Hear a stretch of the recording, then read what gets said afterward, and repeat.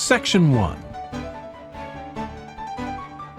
You will hear part of a lecture about architecture. First, you have some time to look at questions 1 to 6.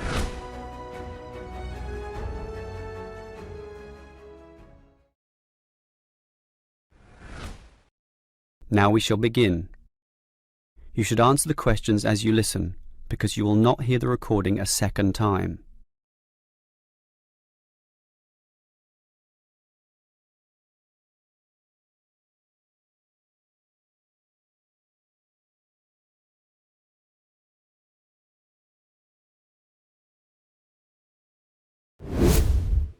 During today's seminar, we will be looking at English Gothic architecture and its origins with a specific case study of Wells Cathedral in England.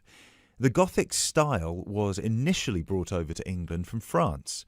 This was at a period of time in which England was ruled from France by the Normans, starting with William the Conqueror, who first defeated the English army at the Battle of Hastings on October 14th, 1066. After 1072, when some smaller rebellions in northern England had been defeated, the Normans gained complete control of the English monarchy, which they controlled until 1154. The peace that ensued in England had a large impact on many aspects of daily life. Thousands of French words entered the English language for the first time, such as beef, fruit, city, and hour. French ideas and styles, like Gothic, also began to flow across the Channel to England too, examples of which can still be seen in the architecture of many listed buildings. A listed building is one that is protected from alteration or demolition because of its historical or stylistic importance. One such building is Wells Cathedral. Construction on Wells Cathedral began in 1175, at a time when Gothic architecture as a style was in its infancy. As a result, it is one of the first entirely Gothic buildings ever constructed. From the first design to the date it was completed in 1490, Gothic architecture flourished in England. Therefore, later additions to the building were still influenced by this Gothic style, rather than by later architectural styles such as Tudor architecture. Older cathedrals in England would have initially been influenced by Romanesque architecture, alternatively known as Norman architecture in England. As the former name suggests, Romanesque was a building style based on the skills passed on to various areas of Europe by the Romans. When the Western Roman Empire collapsed in the 5th century, these methods were retained by Rome's former colonies and developed further. One such Roman gift to the Romanesque architects was the round arch, also known as the true arch. The Romans perfected this style by using wedge-shaped stones called voussoirs, which created pressure that held the structure together at the top. Cathedrals in England, such as the ones in Ely and Canterbury, were started before the arrival of Gothic architecture. Even though parts of those two cathedrals, which were constructed later, are in the Gothic style, other sections predating the arrival of Gothic architecture are Romanesque. The result is known as eclectic, because the building is constructed using more than one style. The transition from Romanesque to Gothic began in 1144 at the Abbey Church of Saint-Denis on the edge of Paris. It was here that a Benedictine abbot by the name of Suger had just completed his plan to rebuild the Basilica of Saint-Denis in a new style through which he believed the dull mind rises to truth through that which is material. This refers to one architectural feature in particular: high, rib-vault ceilings, which created much more space inside the cathedral and were designed to draw the attention of people up towards heaven. This design feature also allowed whole walls of the cathedral to be transformed by colourful stained glass. Work started on Wells Cathedral soon afterwards, greatly inspired by Abbot Suger's work. Planned in the crucifix style with the head pointing east and foot pointing west, the cathedral is 126 metres long and the nave is 20 metres high. This is quite low compared to some of the bigger cathedrals elsewhere.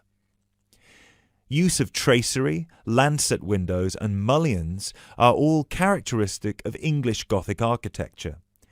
Whilst examples of all three of these architectural elements can be found at Wells, the lancet windows have no tracery at all, which was more common in early English Gothic architecture before advances were made in the use of mullions and tracery with glass. Lancet windows are tall, thin windows with a pointed arch at the top, and are so named because they resemble the weapon often carried by a soldier called a lance. Examples of these lancet windows can be seen on the west front of the cathedral, which is the most celebrated for its life-size sculptures and delicate floral carvings. Inside the pinnacle-topped gable is a sculpture of Christ the Judge. Immediately below him, sculptures of the 12 apostles peer out over the small city of Wells. Below the apostles are 9 archangels, which are half-size sculptures. At one time, all of these, along with the decorative carvings, would have been painted and gilded. However, today, all the paint has worn away and the sculptures are the colour of the oolite sedimentary stone used to construct the cathedral. It is remarkable to think that more than 800 years ago, such magnificent buildings were created without the use of large cranes and modern technology. It would have taken much longer, but it is possible to see the high level of craftsmanship and attention to detail that is less common in the modern day. That is the end of part 1. You now have half a minute to check your answers.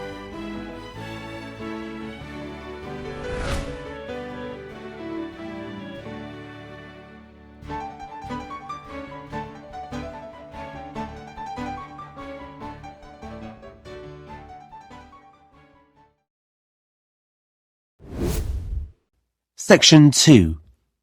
You will hear someone talking on the radio about a running event. First, you have some time to look at questions 1 to 4.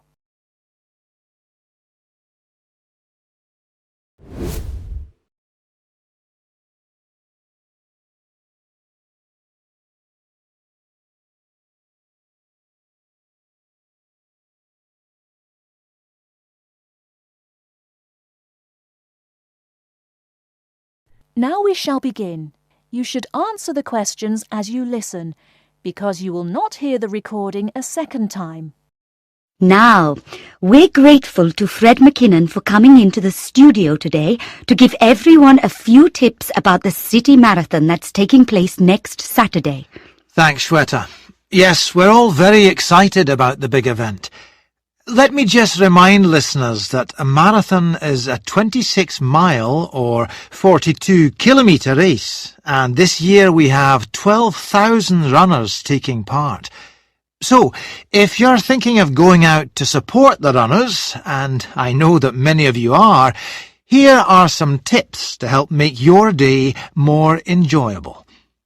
First of all, be certain to plan your day. Don't leave everything to the last minute. Many roads are going to be closed.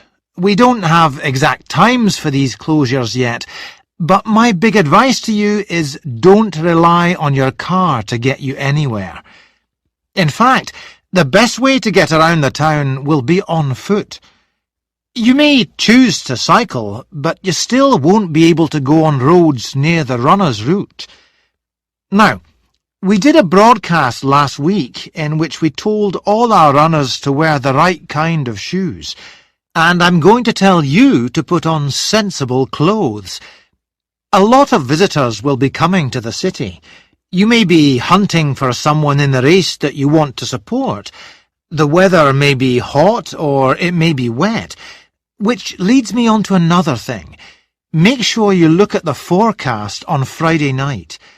If it's going to rain, take an umbrella. And if it's going to be hot, take some drinks. However, please don't try to pass these to the runners. We already have hundreds of volunteers who'll be standing on the roadside, so let them give out the drinks. When you get into the town, find yourself a spot to stand in. You may well want to walk up and down the route, but please don't cross the road. There could be thousands of people running towards you, some very tired and not able to focus clearly. We don't want any accidents, and runners don't want obstacles like you in their path. What they do need is your support, particularly when their energies are low, so cheer them on, and for once, don't worry about noise. The louder, the better. Lastly, if you have friends or relatives who are taking part in the run, please don't say that you'll see them at the finish line. If everyone does that, the whole area will be terribly congested and you won't be able to find anyone. Well, that's most of the advice. Now, I mentioned transport earlier, and I've just got a few more bits of information about travel on the day. As I said before, roads in the town centre will be closed, but if you need to be picked up at your home, then you could take a taxi some of the way. Unlike the trams and trains, however, they'll be held up on the roads, so passengers shouldn't expect them to be as punctual as they normally are. Don't be put off by this, though. There'll be extra drivers working that day, and you'll get one eventually.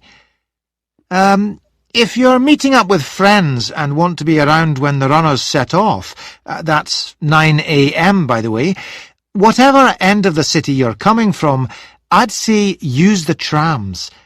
They still have routes that cross roads, and this will inevitably lead to some problems, but they're likely to have more reliable timetables than buses at this time of day. And, as you know, unlike taxis, they can carry plenty of passengers. Lastly, the buses. Quite a number of bus routes will be altered slightly, and it's already been decided that some will be closed. There won't be fewer drivers, but they will be operating on different routes, and some will have longer breaks than they normally do. We'll be including a full list of all the bus routes and numbers, and where they'll be going, in this week's local paper, so look out for that. Well, that's it from me. Back to you, Shweta. Thanks very much, Fred. That is the end of section 2. You now have half a minute to check your answers.